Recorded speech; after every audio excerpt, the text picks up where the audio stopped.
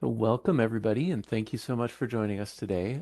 My name is Steve Meyer. I work with Regional Educational Laboratory, or REL Central.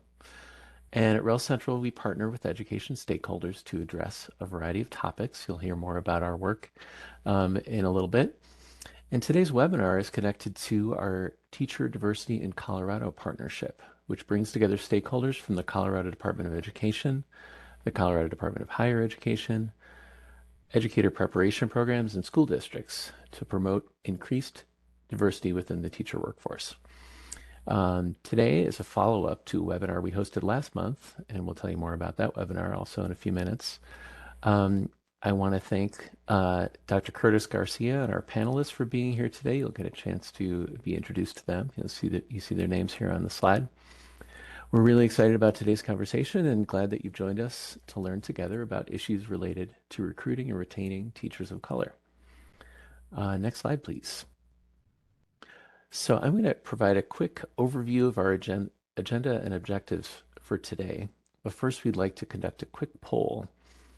So we all have a sense of who is in this group today. I'd like you each to choose the category that best describes your professional role. So Derek will be sharing a poll in a moment, and we'll give you about 30 seconds to choose the professional role that best describes you.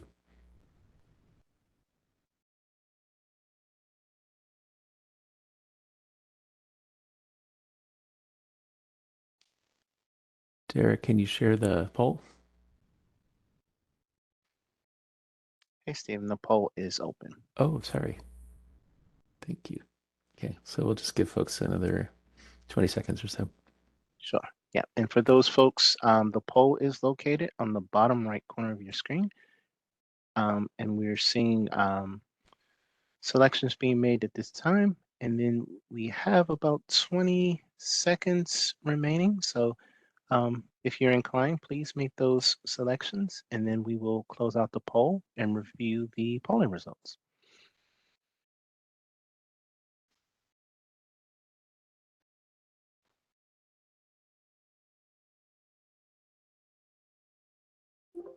Thanks, Stephen. Our poll is closed, and you should see those results on your screen.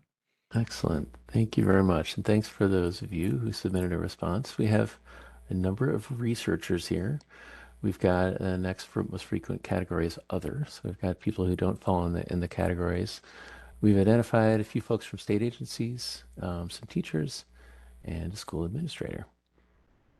All right. Well, thank you everyone for doing that. We have some diversity of perspectives, and obviously there are a lot of other folks on the webinar who I'm sure represent these groups as well.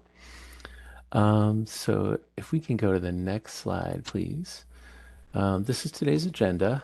So we're going to provide a little bit of information about sort of the national picture as well as the picture in Colorado related to teacher workforce diversity. Talk about some of the work that's happening through the REL program and some other federal entities.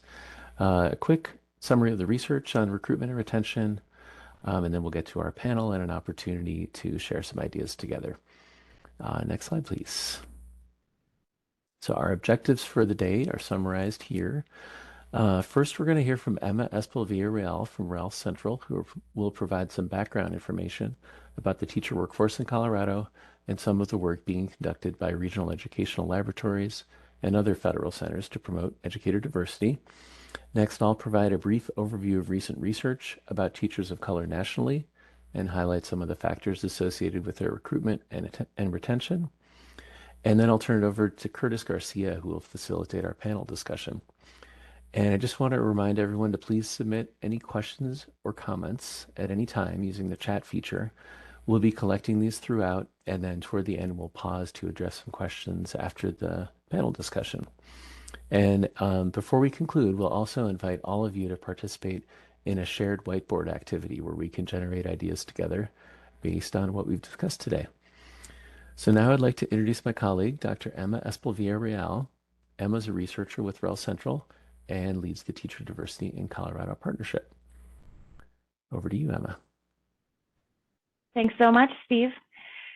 Hi, everybody. In February, REL Central hosted the first of our set of 2 webinars That webinar described the state of teacher workforce diversity trends nationally and in Colorado, shared research about strategies that states and preparation programs, as well as districts and schools, are using to address teacher workforce diversity. And we heard from 2 preparation programs and a partner district in Colorado who are actively working to address this issue. So to set the stage for our webinar today, I want to provide a brief refresher of some of that information presented in our first webinar on this topic and some additional resources about this information.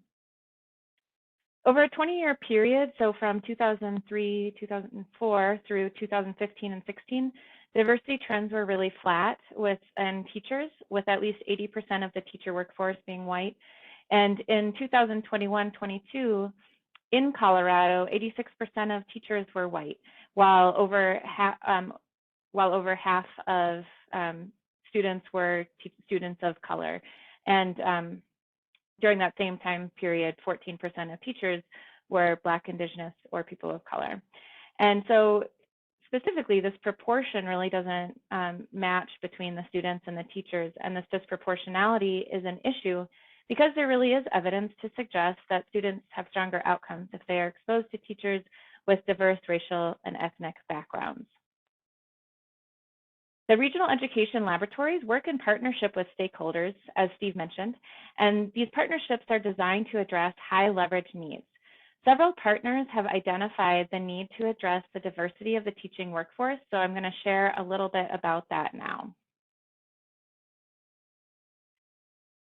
So the REL program serves the nation through 10 regional centers. The central region of the REL program serves the states you see here. Within each state, education partners at the local, district, and/or the state level identify their priority needs, and REL Central partners with them to help address these needs through 3 primary types of activities on whatever topic is the topic of focus. These activities include applied research and development, and that leads to the generation of new evidence and tools that are often disseminated nationally. RELs also conduct training, coaching, and technical support activities. These projects are designed to build partners' capacity to use research and evidence to inform decisions in practice. Finally, RELs seek to share findings in useful and usable ways through dissemination activities, including things like the webinar you're attending today, the reports, and tools. Partnerships across RELs really seek to improve outcomes for learners, including for students and educators. There's also a focus on educational equity. The current REL Central partnership in Colorado aims to improve teacher diversity with a long-term goal of improving retention of teachers of color. The initial project work is designed to explore factors that impact teachers' decisions to enter, stay, leave, or move from the teaching profession, particularly for teachers of color. Other REL and comprehensive centers have also been engaged in various efforts to support diverse teacher retention across the US. So I'm sharing a few resources here. For example, REL Mid-Atlantic created a summary of the research literature focused on benefits for students of color that were associated with a diverse teacher workforce. REL Midwest developed a video exploring why Black teachers leave the profession and the best practices for retaining them, such as creating inclusive workplace for Black teachers. The suggestions focus on improving mentorship, creating affinity spaces, developing culturally competent teachers and leaders, among other things to improve retention. REL Southwest summarized strategies for recruiting a more diverse teacher workforce in an infographic. The Region 12 Comprehensive Center collaborated with the Colorado Department of Education also to develop dashboards that allow users to see the proportion of BIPOC students in each Colorado district, the proportion of teachers, and the relationship between them. And Carolyn Haug presented some information about that on our first webinar. Each of these resources is linked on this slide here. Now I am turning it back to Steve, who will share some information that includes background about the recruitment and retention of teachers of color. Great, thank you, Emma. So I'm just going to spend a few minutes summarizing some findings from research related to teachers of color. These studies reflect a range of designs and methodologies. Some are less rigorous, and that may reduce the validity of their conclusions. What I'm sharing today is not based on a systematic or comprehensive literature review, and it doesn't reflect all of the research on this topic. But instead, we've chosen some studies identified as part of a preliminary review conducted with the Western Educational Equity Assistance Center earlier last year, or at the end of last year, as a way to provide an introduction to the research literature on this topic. So next slide, please. So first, here are some findings that are based on a recent nationally representative survey of K-12 teachers that was conducted during the 2021-2022 school year. Job-related stress was one of several indicators of well-being that was measured on this survey. We see here that there is a substantially higher percentage of educators, teachers are in blue here and principals are in green, relative to who are reporting frequent job-related stress relative to a nationally representative sample of working adults. Survey results also showed that well-being overall was lower among Hispanic, Latinx, and female teachers, and that the portion of teachers who intended to leave their jobs was higher among teachers of color. Both of these findings are consistent with prior research, although the percentages are higher here than I think has been seen in prior studies. The authors of this work suggested this likely reflected pandemic-related job dissatisfaction and maybe not as much an accurate reflection of the proportion of teachers who would actually leave during that school year. Next slide, please. And here are just a summary of some of the examples of factors associated with recruitment for teachers of color, including a commitment to students of color, sense of duty to serve as an educator, and a desire to serve as a role model. Also, scholarships and loan forgiveness programs have contributed to successful recruitment. Next slide, please. And these are factors that have been found to be associated with retention of teachers of color. I don't think anybody will be surprised by what's in this list. Factors associated with retention include supportive and stable school leadership, opportunities for professional development, having professional autonomy and influence, access to mentors of color, being in schools with peers or leaders with the same race, ethnicity, and being in schools that are not facing particular challenges like low test scores, accountability pressures, and low average salaries, those sorts of things. So that's just a very quick overview of some examples of research findings. At the end of this slide presentation, we've listed the full references for all of the studies that are cited here in case anyone wants to learn more about these findings. And if anybody would like a copy of the slides, in a moment I'll put my email address in the chat and invite people to send me a note. I'll be happy to share a copy of the slides. And now I'm pleased to introduce our facilitator, Dr. Curtis Garcia. Dr. Garcia is Department Chair of the School of Education at Adams State University in Alamosa, Colorado. He directs Project Serve, a program aimed at supporting early recruitment and retention of educators in the San Luis Valley. And he also serves as a regional specialist in the Educator Effectiveness Unit for the Colorado Department of Education. Dr. Garcia's research focuses on teacher quality and evaluation, issues in rural education, and issues related to multicultural education and equity in schools. Before coming to Adams State, he worked as a social studies teacher, director of special programs, and a school principal. And lastly, Dr. Garcia is the chair of REL Central's governing board and has been a critical voice in helping to shape our work related to educator recruitment and retention, as well as other topics. So thank you again for being here, Curtis, and I'll turn it over to you to welcome our panelists. Thank you so much, Steve. And yeah, I want to just thank each of our panelists for being here today and for their willingness to share their stories and perspectives. And so we've got 4 questions that we've prepared for our panelists, and I'll pose each question and then just turn it over to each of our panelists to kind of weigh in with their experiences and perspectives. So I'll go ahead and start with our first question, which is, can you please describe your background in terms of what influenced your decision to become a teacher, the type of preparation program you completed, and then what ways, if any, did being a person of color inform your decision to become a teacher? And I didn't don't have any particular order here, but why don't we just go alphabetically for this one? Ashley, would you mind kicking us off, please? Sure. Good afternoon. My name is Dr. Ashley Sadler, and currently I serve in a director role in Aurora Public Schools, where I have the opportunity to engage in some Promise 54 work and the recruitment and retention of teachers and educators of color. One of the areas of background is that I did serve as a principal and an assistant principal in this district. And I also serve as an adjunct faculty for the Community College of Aurora. And one of the things that I think resonated with me in terms of this journey is the number of people that told me what I would not be able to do. So I was told that, I would never be an administrator in this district. And when I asked about, why I was encouraged to get my admin license, I was blatantly told that my principal needed someone Black on staff to support the Black families. And for me, I wanted to make sure that as a school principal, that there were not other people that experienced what I experienced.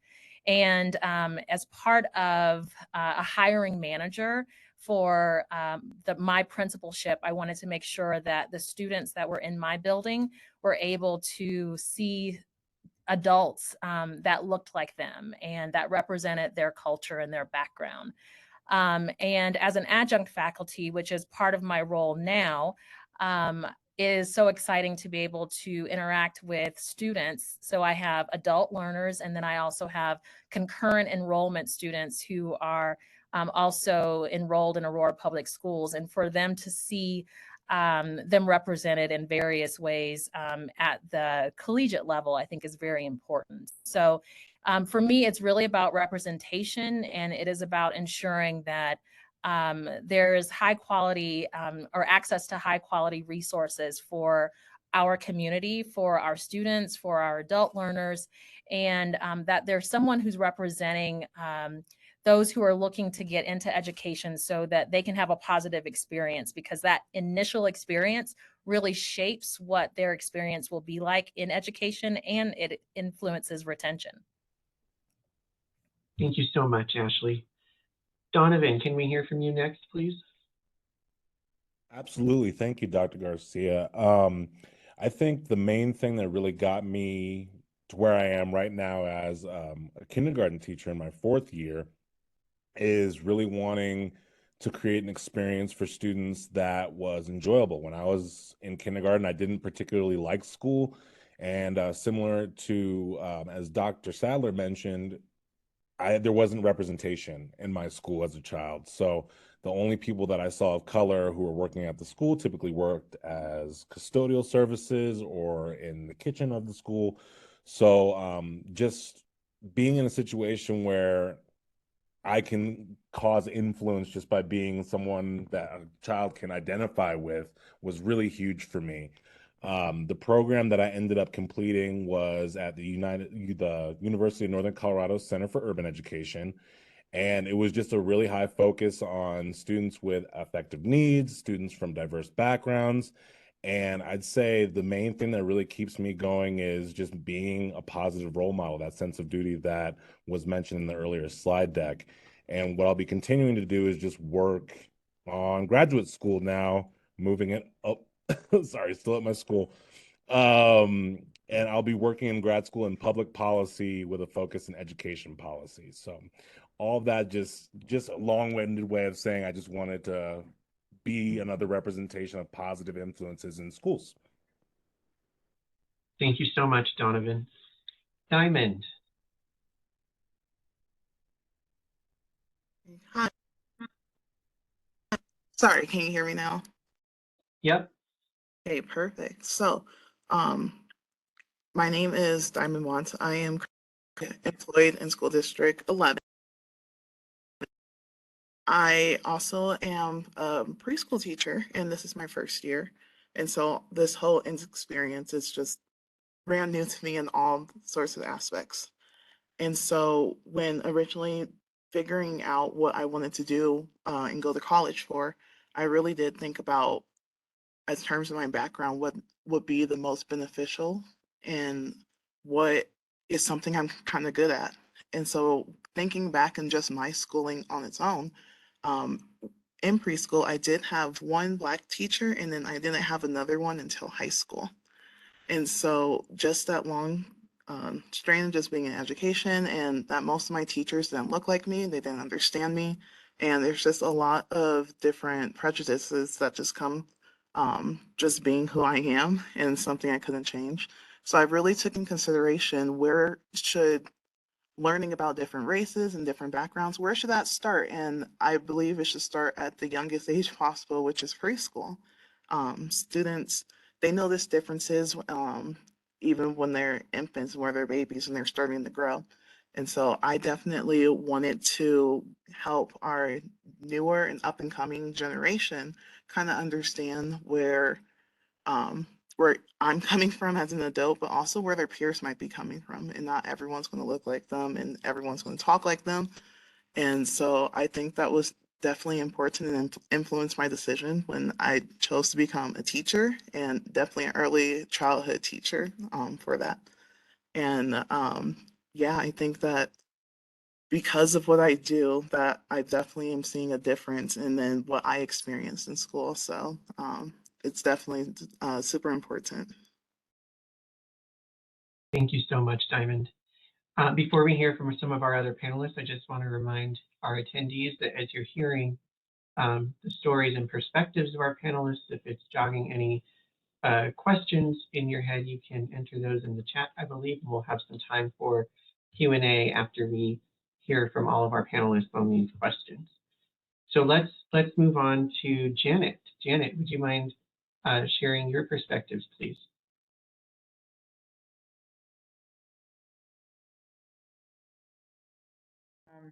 Okay, so thank you so much. My name is Janet Damon, and I'm a teacher right now at a school that is a pathway school. It is especially designed to support students who have encountered challenges like incarceration of a parent, or maybe housing insecurity, mental health support. And so my journey was, I was reflecting on that question. It's such a powerful question, but I encountered some of the roadblocks that in my journey, even though from childhood, I was one of those people who knew early on I wanted to be a teacher.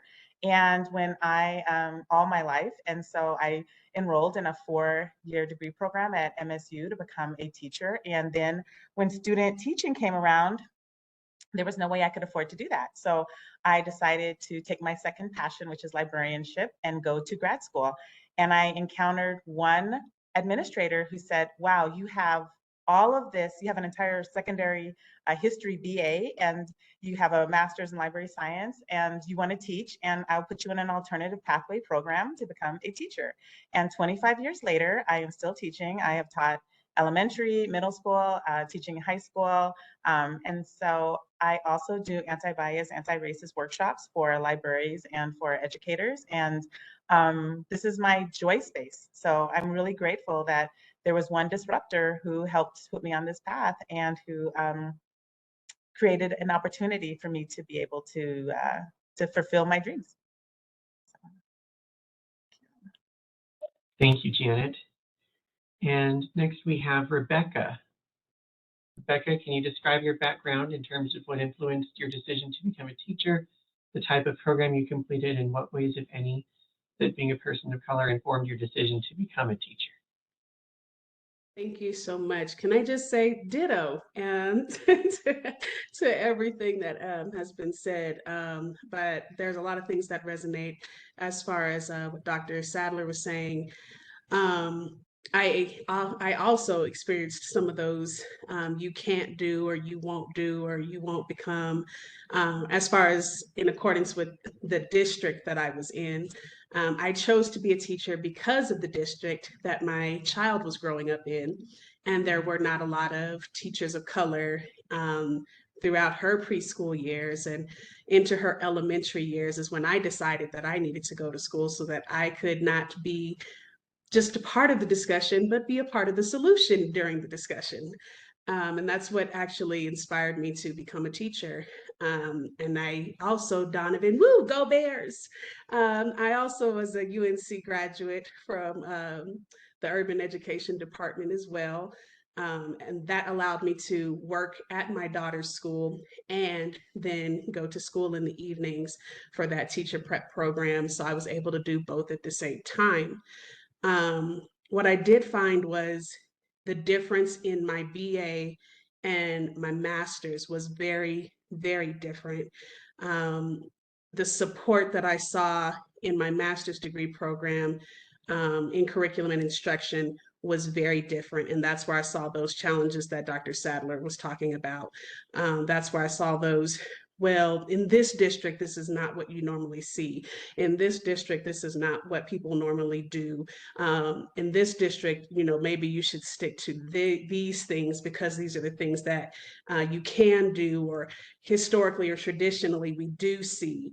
And so that was a stumbling block that I had to get past to decide if I wanted to stay in education or if I wanted to do something different, because it was a huge difference from going from the Center for Urban Education, which is like, yeah, let's do this. You can do whatever you want to do, and you can help students, and you can be that voice, and you can whatever.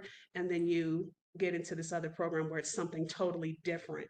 I'm still here, but I'm currently substitute teaching because I'm still on that journey to decide what I want to do next. And do I want to stay in education and just do something different, or do I want to stay in education and continue to teach and continue to affect lives and continue to affect families? And, you know, what you have to really outweigh all of those things. So I'm still on that journey. Thank you, Rebecca. All right, so for our next question, we've now heard from each of our panelists individually, just with this first one about their background and what kind of drew you into the profession. And I was definitely picking up on some themes. But we're going to turn now to exploring kind of what did support look like for you in your preparation and recruitment into the profession, as well as what are the things that have led you to stay in the teaching profession, or not. Maybe you've had some things that have made you consider leaving the profession. And so for this next question, I'm just going to pose the question and then kind of open it up to any of our panelists if you want to weigh in based on your experiences. Just open the floor. So the question is this: what made you feel most supported in your recruitment and preparation for teaching? And then what factors, if any, have led you to stay in the teaching profession or consider leaving the teaching profession? Oh, I can just say that one of the things that was a real blessing to me when I first entered the profession is that at the time, I really wanted to work in my own community, and there were around 7 Black educators, Black women, who were already on the staff of my school, and the mentorship was daily, the surrounding me with care, growing my practice, encouraging me. It was so meaningful to me that I had that support that for around 7 years, I also cultivated a women of color affinity group, and so supported people through lots of changes and transitions. One of the things that I really noticed was that whenever there's a change of leadership in a school, there was this kind of struggle in the sense of they sometimes had to endure outright bias. There were times where they just needed a network, and sort of like how we called it kind of like our own Underground Railroad, to help them find other places to build community and get to a school where it was safe, especially when there were lots of turnarounds during that time of schools, and the new direction might not be affirming of some of their identities. So I think holistically thinking about what does the support network look like, and what does that affinity space look like, and how well resourced those practices are, help to ensure retention as well. Thank you, Janet.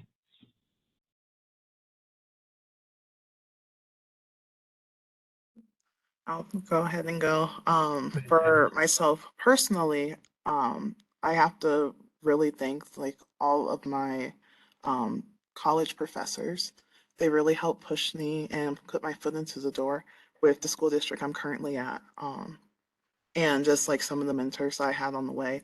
And so because of their generosity and their support, they really helped me kind of learn how to do this thing, because um, I'm a first generation college student first. And then second, I'm the first one ever in my family to even consider teaching as a profession and not, like a hobby. It's a career for me. And so having other people that have done it and then other people that kind of know how to network around just really helped me in my experience. And so that preparation really helped me for what I'm doing today. And then some of the factors that kind of am making me think about coming back next year for sure is just being able to see the children, how I'm changing their lives, just being here every day. And so it's just a huge difference from when we first meet them until now. It's almost the end of the school year, and just seeing the progress they made, and it's just brings so much joy to my heart personally. So I just love seeing just the growth and them believing that they can do everything. So Thank you so much. Ashley, Donovan, Rebecca, any of you want to contribute?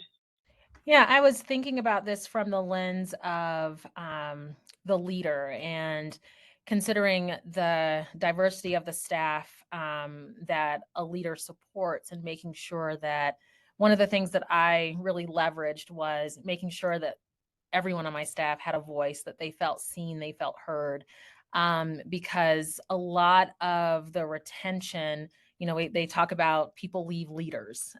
They leave situations where they're not being developed. And so to make sure that as a leader that the staff in my building felt heard and seen and developed in a way that was differentiated for them. And so there's, there was a lot of reasons why for my building, there was some turnover later in the year. I had 91% retention.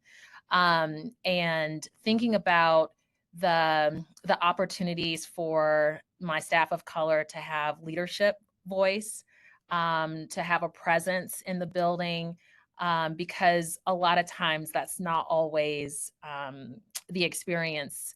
And thinking about just the diversity of the socioeconomic diversity, the linguistic diversity. So who do we have on staff that speaks multiple languages that students can lean into, and just making sure that their voices are heard when we're elevating the needs of the staff. So that was kind of the lens that I was looking at this question through.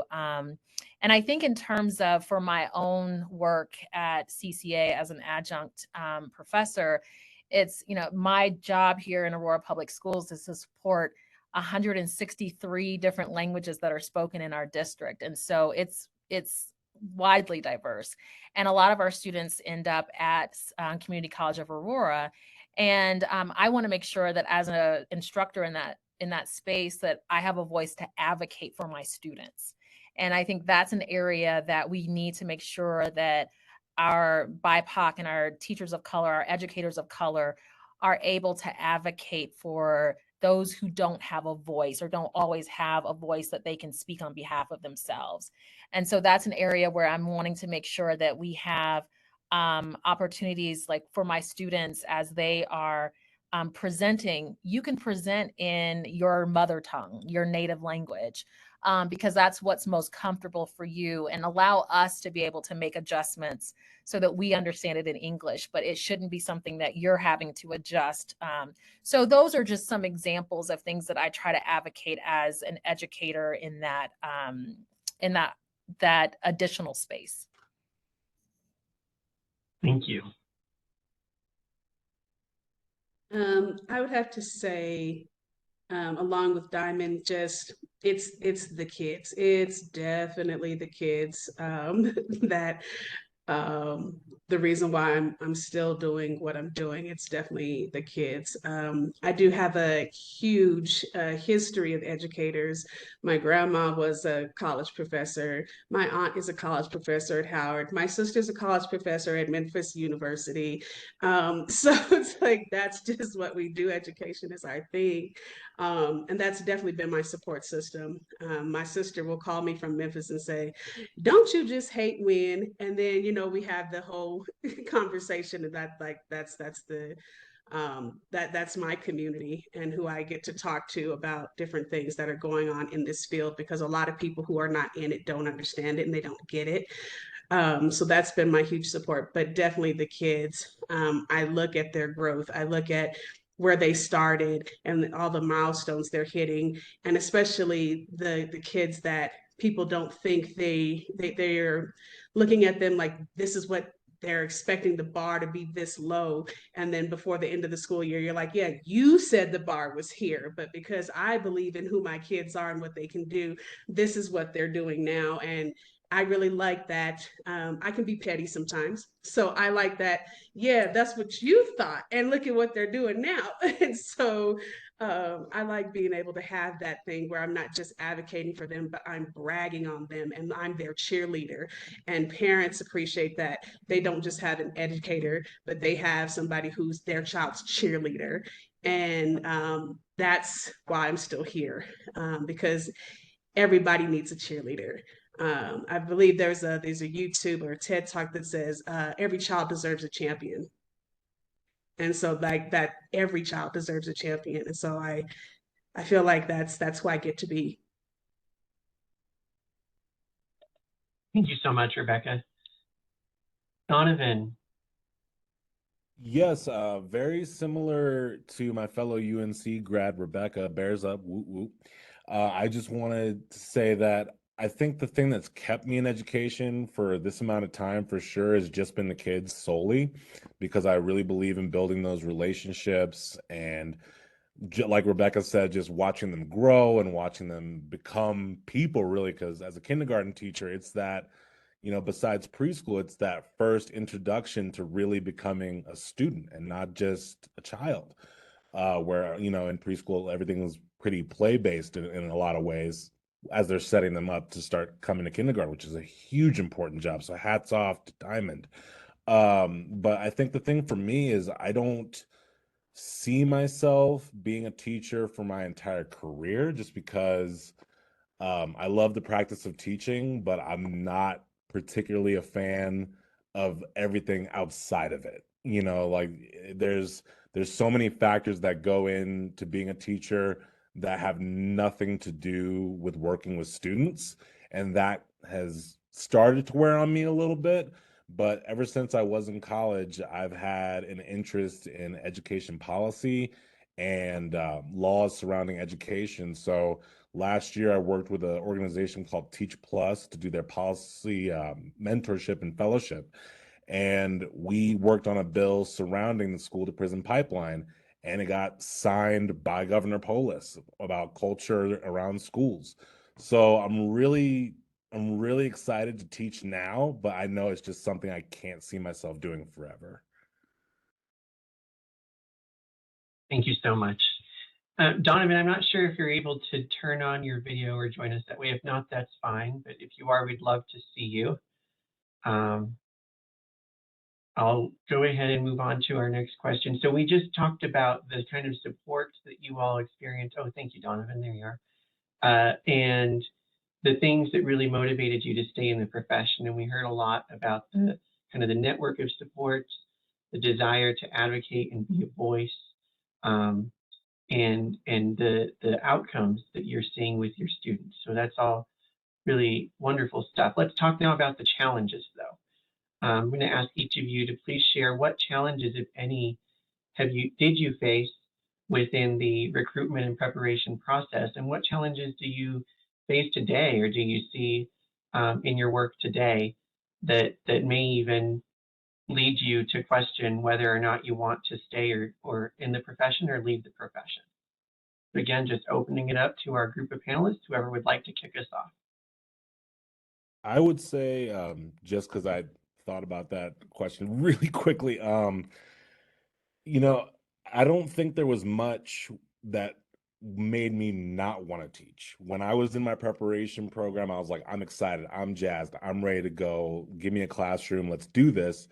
But once I got into the space it started feeling like I was an outlier because I am a male of color and I am teaching in primary, which is something that is not common in a lot of schools. So I've had to experience microaggressions like at certain times at certain schools. My last school, I've experienced several. This school, I've experienced several.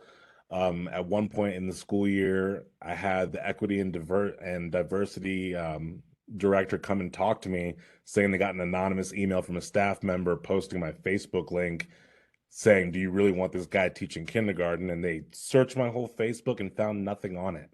And it's like little stuff like that that kind of got under my skin and it made me feel really uncomfortable. But again, it kind of just leads back to what I was saying before, is like I just feel like this arena is not really where I want to make a mark on education. Thanks, Donovan.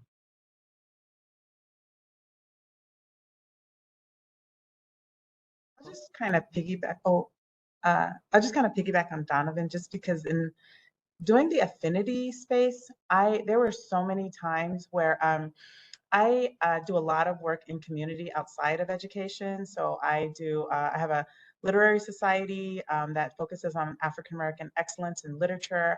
I support a lot of different community initiatives, and in doing that, I ended up having to cultivate so many networks with mental health professionals and providers, because in the affinity work, there was so many times where people were being targeted in their workplace, and they were being their mental health was being eroded.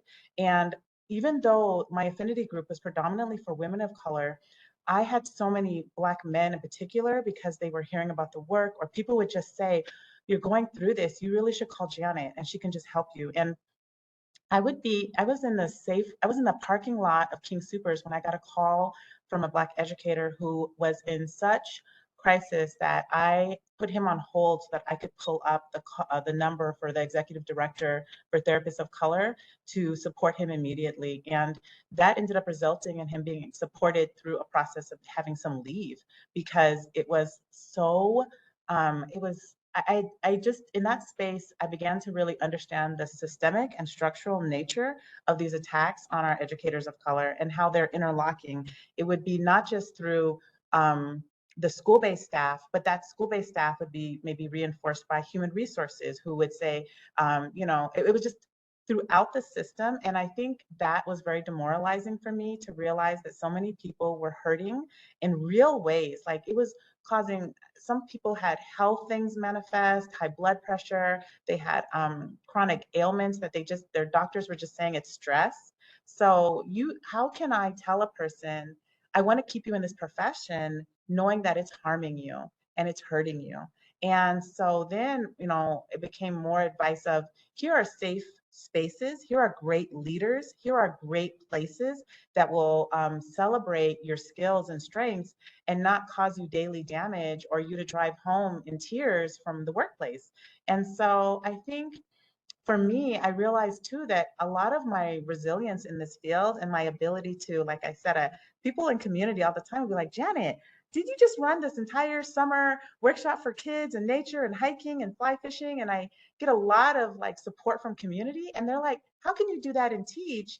And I'll say it's because throughout my 25 years, I've always worked for leaders who share my values. And I I've had offers for different places, but I always look at that leader and the space they've created, and did their values match their words? And I can tell when I look in the building who's in the staff. If I'm going to be the only Black educator, then to me, there's a disconnect between your words and your actions. And so I've just always been intentional about really loving the leaders I work for so that I can give them 110%, and also know that when I advocate for kids, I'm not going to be in a position where I have a value disconnect with someone and they're just like, "Why are you even bringing that to me?" Like, they just need to get their work done. And I'm like, we need to do wraparound services for this family. So I think, yeah, that's something that has been really instrumental in both my longevity in the work and being replenished by the work, versus someone who's being attacked pretty consistently and not experiencing that.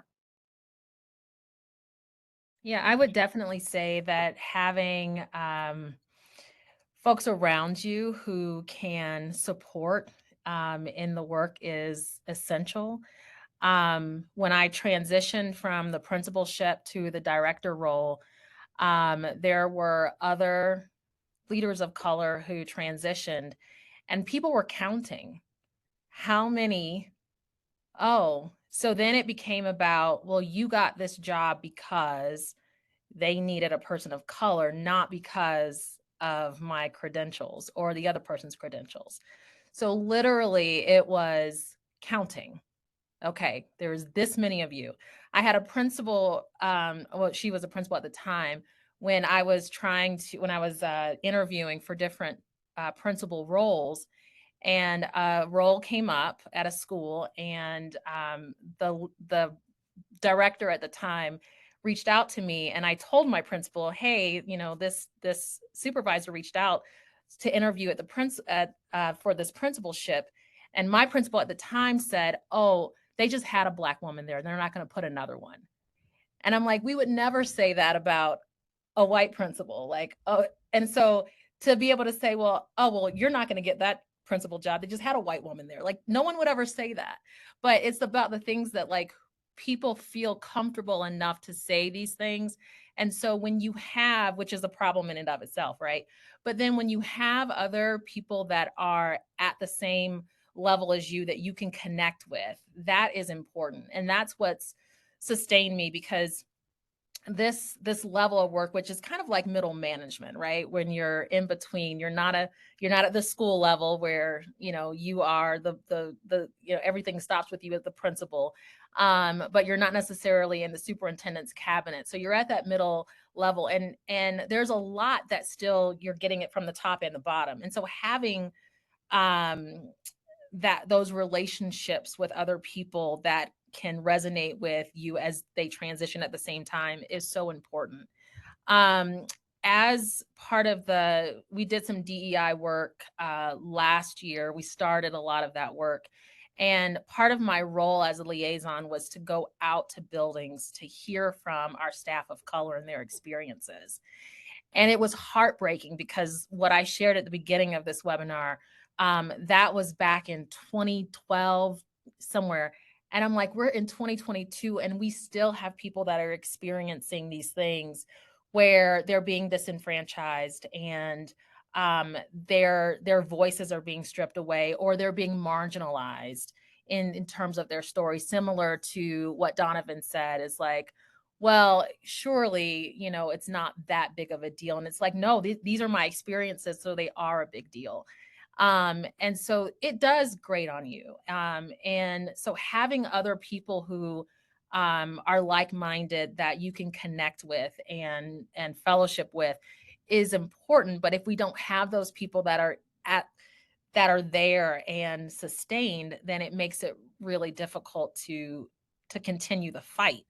And so it's something that we have to continue to make sure that as we are recruiting educators of color, that we're also retaining them. If we're not keeping them, then we're still missing the mark. When I looked at this question, I wanted to address it more from a logistical standpoint, because I was reading this article that came out in April of 2022, which definitely speaks to my challenges in the field.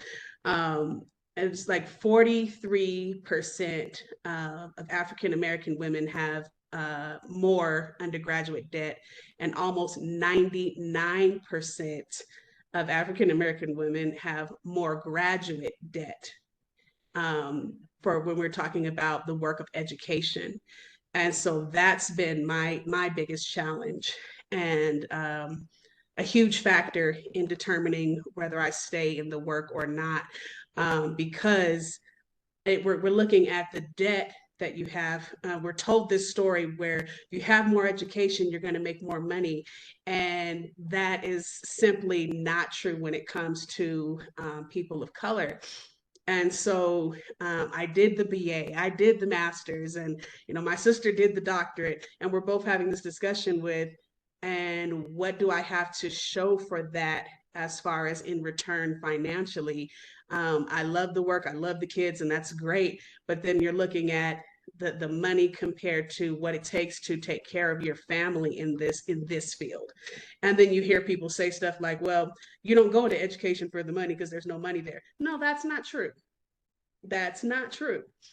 But we do see that as far as people of color, we do see that that the disproportionate in salaries, and we do see that. And so for me, logistically, that's my hugest challenge.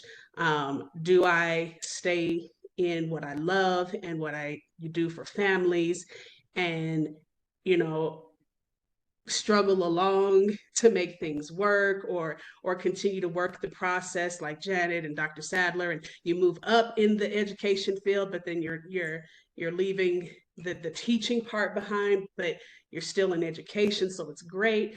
Or do you do like Donovan and decide, hey, this is great for now, but this is not where I see myself long term? Or like all of those things are huge challenges, and it's all stemming from that financial basis. Like the student loan debt is a situation, it's a real thing. And so you're like, well, how do I continue the work and have quality of life for my children and still try to make this thing work? So that's one of my hugest challenges.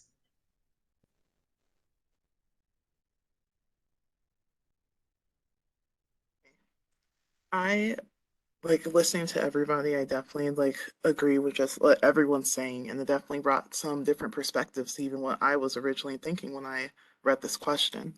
One of the biggest things that I think is something that a lot of people experience is that their concerns and their problems aren't taken as seriously. At least for me, they aren't taken to the same level as maybe if one of my coworkers complained about something.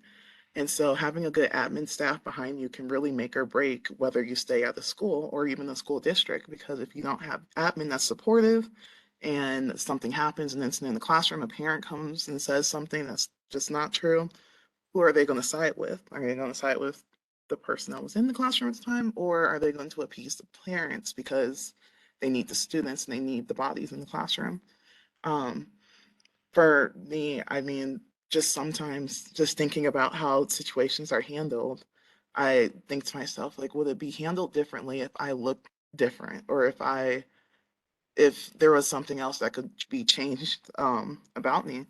And even if I complain, like, hey, the staff member is not doing what they're supposed to, it's usually kind of like, oh, we'll talk to them type of thing, not an actual solution to the problem, or I am the one that's picking up the solutions. In my preschool classroom, I am the preschool teacher, but I also have an assistant. And uh, for a while with my assistant, I mean, we were still having issues, but I would bring these concerns to our boss, which is our principal, and the principals are like, well, we'll just talk to them or we'll chat with them, or they kind of brush it off. But then it wasn't until the parents started complaining about the same staff member for the same exact reasons that now all of a sudden we're coming up with solutions to this.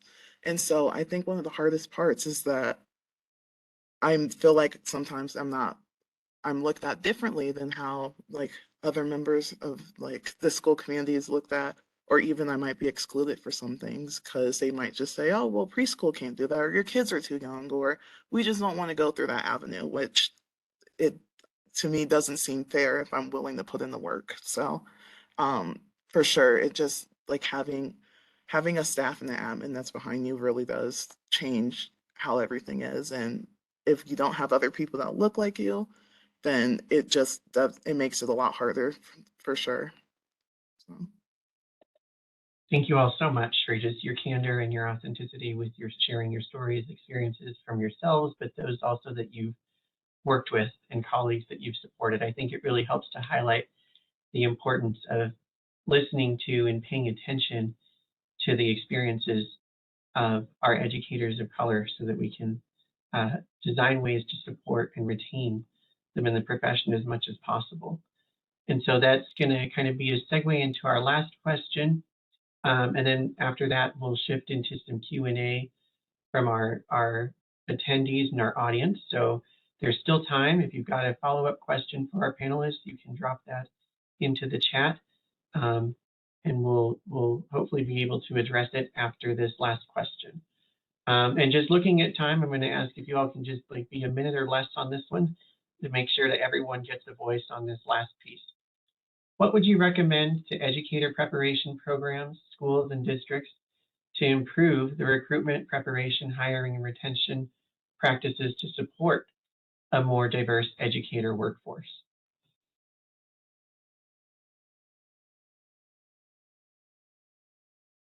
I'll say something really quickly. To me, all of the recruitment in the world, all of the student youth pipelines, all of those things can be phenomenal, but if it falls apart because you're placing people into toxic and corrosive environments, then all you are doing is hurting people. And I think that we really need to recognize if the space hasn't been prepared by anti-bias workshops, people understanding what microaggressions, micro insults, macro insults, and what those things look like and how they show up, then all we're doing is causing a repetitive system of harm. And if the HR system is not designed to provide protections and also to reorient itself towards the yes for people of color. Can I get support? Yes. I have something happening. Do you have someone who can help me? Yes. I need support with this. Yes. Like until we design our system so that the answers are yes, and here's what that help looks like. And until we create places that don't cause those soul wounds for our staff members, then we'll be able to actually move the work forward. But until that happens, I think it's just increasing the damage and the harm instead of the healing. And what Janet's talking about is the saying from the University of Virginia, where every system is perfectly designed to get the results it's getting. And so what she's talking about is the systemic component of this, where it cannot be isolated. Like it's all connected. So I greatly appreciate, Janet, what you said, because it's so true, where we talk about we need to cultivate this work in rich soil. We can't put dead seeds or rich seeds in dead soil. And Janet, that was beautiful. Thank you for stating it that way. Snaps up for that one.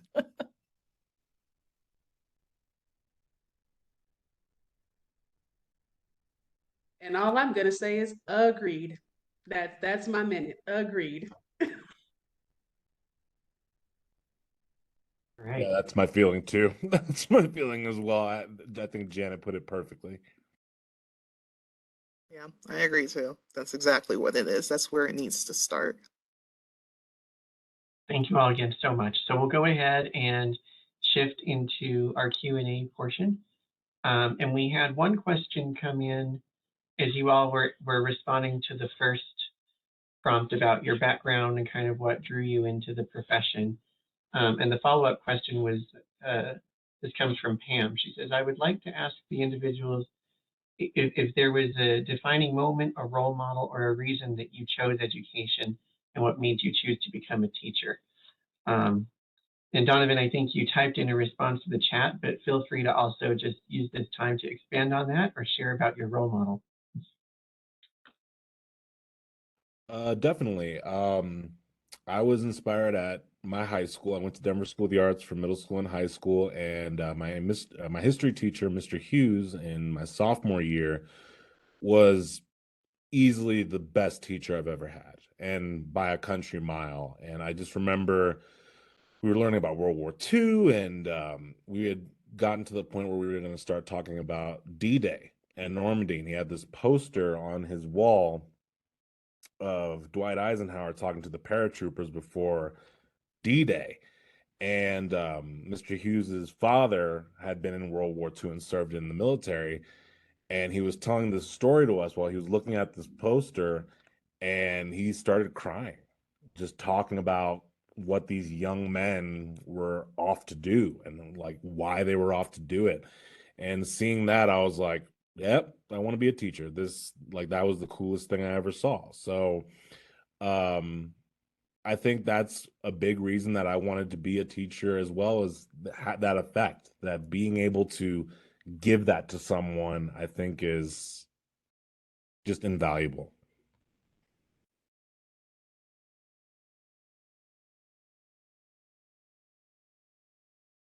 Thank you. Anyone else want to share a defining moment or role model that helped you with that decision to become a teacher? Yeah. For me, it's not as positive as Donovan's story.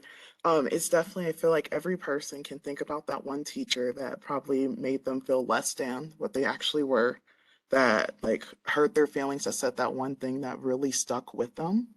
And for me, I've had multiple teachers that were like that. And even now, I mean, I'm 22 right now, but even though I'm 22, I still remember things that my second grade teacher said, like when I was 6, that I didn't appreciate and didn't like. And so I took all of that anger that I have, because at that time I was like, I can't do anything. I'm a kid. They're older than me. They're a teacher. I got to respect them. Just all these things. I took that and I transformed it into how can I be better as not only a person, but as an educator than that person was to me. How can I change the system so that kids get that teacher that actually makes them feel like they're somebody and they can do whatever they need to? And I had one of those teachers. It was my third grade teacher. I actually got to visit her again when I was in my college program, and I interviewed her. She was like a teacher for over 30 years. I was like, wow, you look exactly the same. But because of her and her impact and her positive impact, it also helped guide me into what type of teacher would I like to be. I know what type of teacher I don't want to be, but I need to figure out who I want to be to these kids. That's positive and beneficial. So it was definitely a defining moment. Just once I sat down, I think I was in my freshman year in my college courses, and they told us to write a letter. If you could write a letter and mail it to a teacher that made you feel less than, what would it say? And I wrote pages and pages of just all these terrible things. But of course, it made me also reflect on, okay, I think I kind of want to keep doing this, but to be the positive role model. I don't want to be that teacher. I want to be the teacher that the kids come back and visit years later and thank me. So. I think one of the areas that's resonated with me is when I was asked to join CCA as an adjunct professor, I was like, oh my gosh, working all day and then going over and teaching. And it's such life-giving. Like, so to me, the benefit is to see how students show up at the beginning of the semester or of the year and watching them grow. And one of the areas, and I remember I put this on LinkedIn, that I've had students, again, my heart is with multilingual learners and thinking of understanding that multilingualism is an asset. And the number of students that would come up and say, you know, prior professors have told me they can't understand my accent. They can't understand what I'm saying. So I shouldn't take this class. And I'm like, oh, no, no, no. You will take this class and you will be successful. So I had a student who spoke Arabic. That was her heart language, her mother tongue. And she said, after the first 2 classes, you know, I think I'm going to stay in this class. I think I can be successful. And I said, you absolutely can be successful. And it's about making the learning accessible to everyone. And so for me to be able to see that she was able to meet the expectations. I have high expectations for my students, but supports they're not crutches for students. We're not enabling them by providing supports. And so for me, like the thrill is to be able to know that this student was successful, my students were successful, and they now have that efficacy to say, yes, I can do this. So that's what continues to fuel me, is to know that even if it's like one class at a time, that there's a difference that's being made. And hopefully those students will then be able to say, hey, I had this one professor. So for me to be able to be what that teacher was for Donovan, like I want to be that for someone else.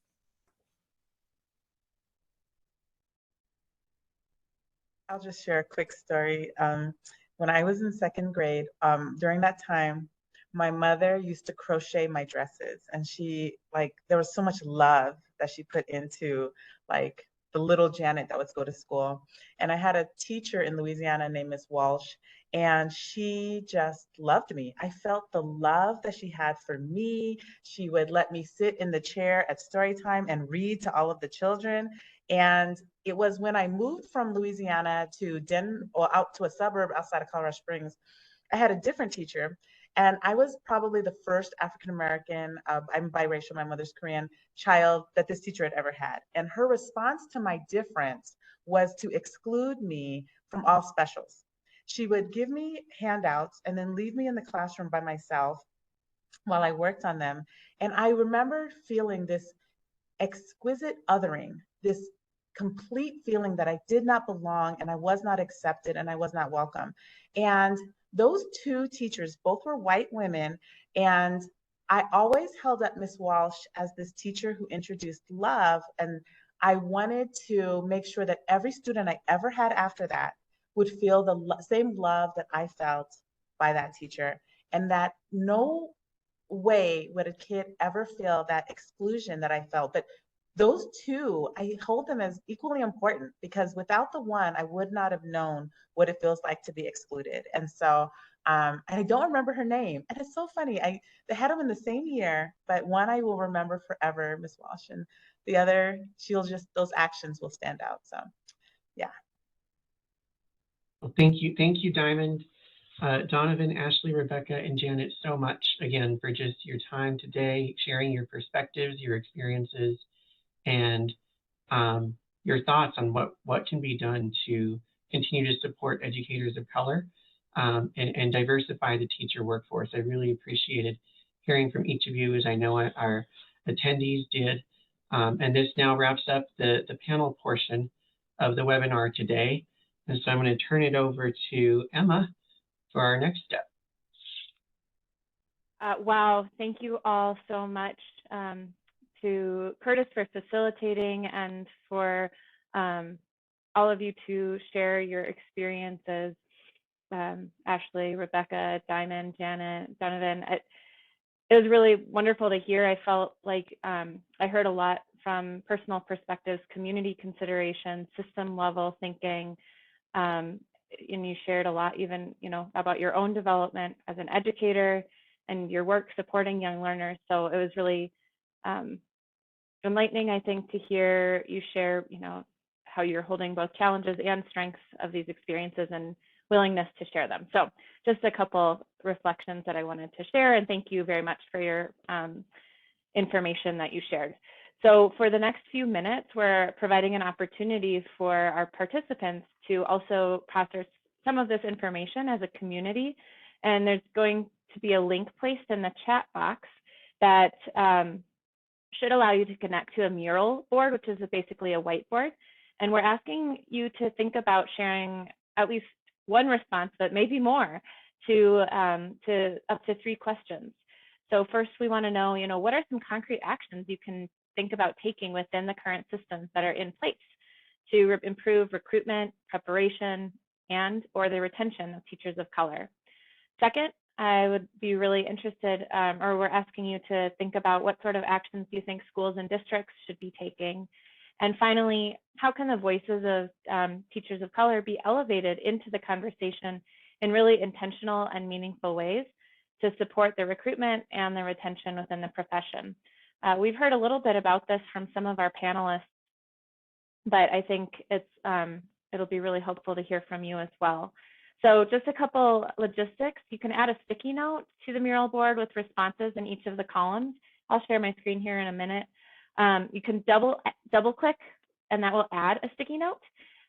You can use the options to change colors. You can hold down and move around the mural board and zoom in and out of it too, with either scrolling, or if you are on a touch screen, with pinching the screen. And if you like something that people already said, there's a little star on the left-hand side of the mural board. You can click on that, pick a check mark or some sort of thumbs up, just to say, you can add an icon to somebody else's Post-it note as well. So I'm gonna invite you to begin sharing through that mural board, even just an idea, see what others are saying, and share through the mural board. I'll share my screen as well. And I'll give it a couple minutes because I think some of this takes time to think about and process, and then I'll start sharing some responses that I see.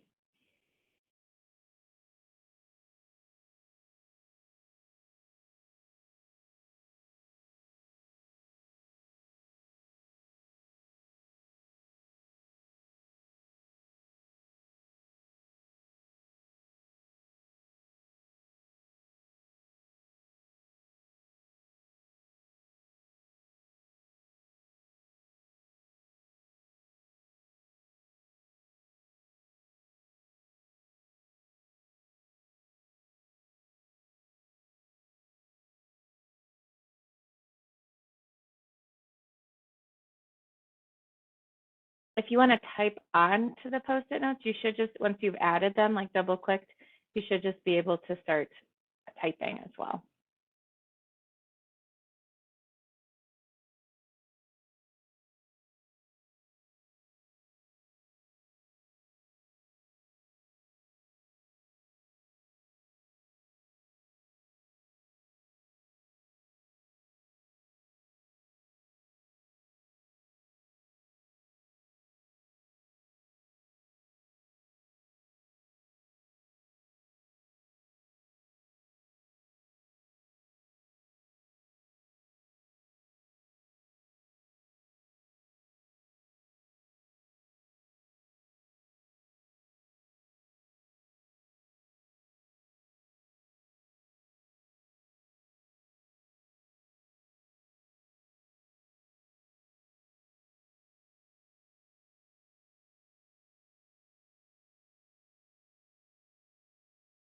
And just a reminder, if you don't see the link yet, it should be in your chat box. You can access the mural board there.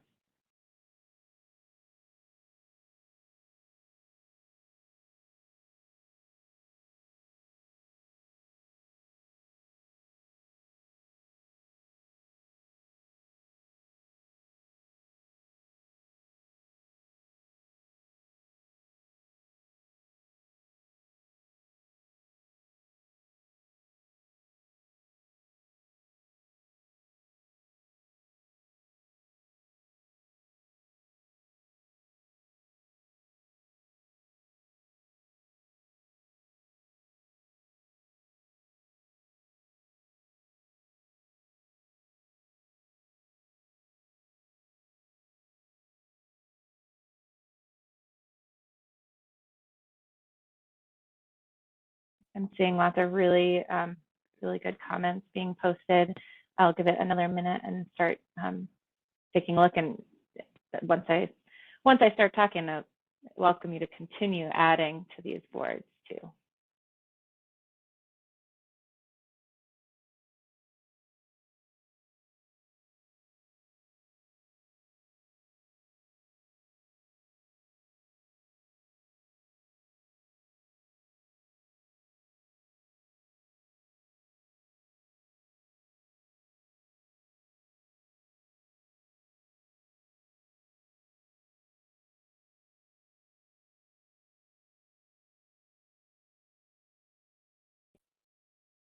Thank you. So as we're thinking about looking at these, please keep adding as I start to summarize some of those that I'm seeing. I'm sure you're all reviewing for yourselves as well.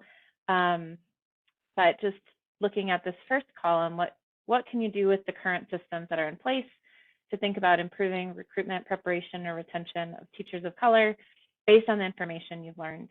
So I see, thinking about perspectives like a research analyst perspective, trying to influence program directors and such to change policy. And it still would be quite difficult. And yeah, I think that speaks to me in a couple of ways, is thinking about the different roles that people have and creating teams of people to help do this work and understand how those can all can be influential from those seats and working together with others. I see a couple of ideas of creating brave and safe spaces for folks of color and creating affinity groups to build and maintain those connections. So we heard from the panel too about the importance of creating community and opportunities for teachers to gather in those affinity groups.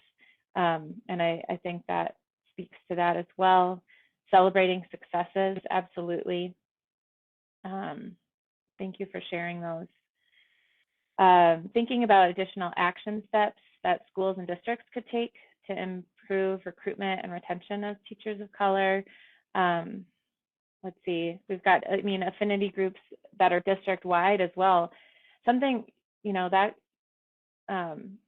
in some of the like smaller rural communities, I think there's a lot of opportunity to create collaboration across schools, and that can be important across districts as well. Mission statements for the staff that reflects the commitment to diversity. We heard about the importance of alignment between mission and goals and action too. So I think that mission statement could kind of be considered in that domain as well. Educate people by improving understanding of microaggressions and related phenomena and highlighting specific examples.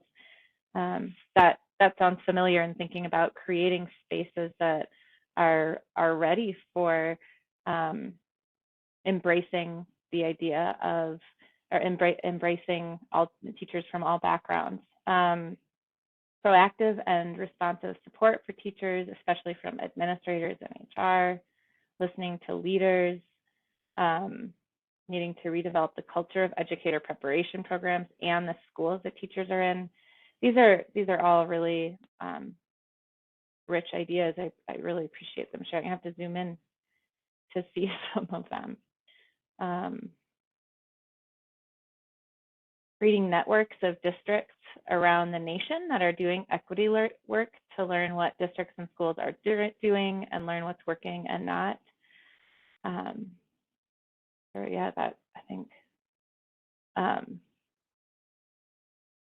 that speaks to me to thinking about, you know, how do you know when schools are doing a good job? Talking about the leaders that are working, how do we know what those places are that really are supportive and can facilitate growth for teachers of color? I think that it's really helpful to think about. I see, you know, comments that these stories and personal accounts are so powerful and contributing to a depth of understanding that should be shared more widely.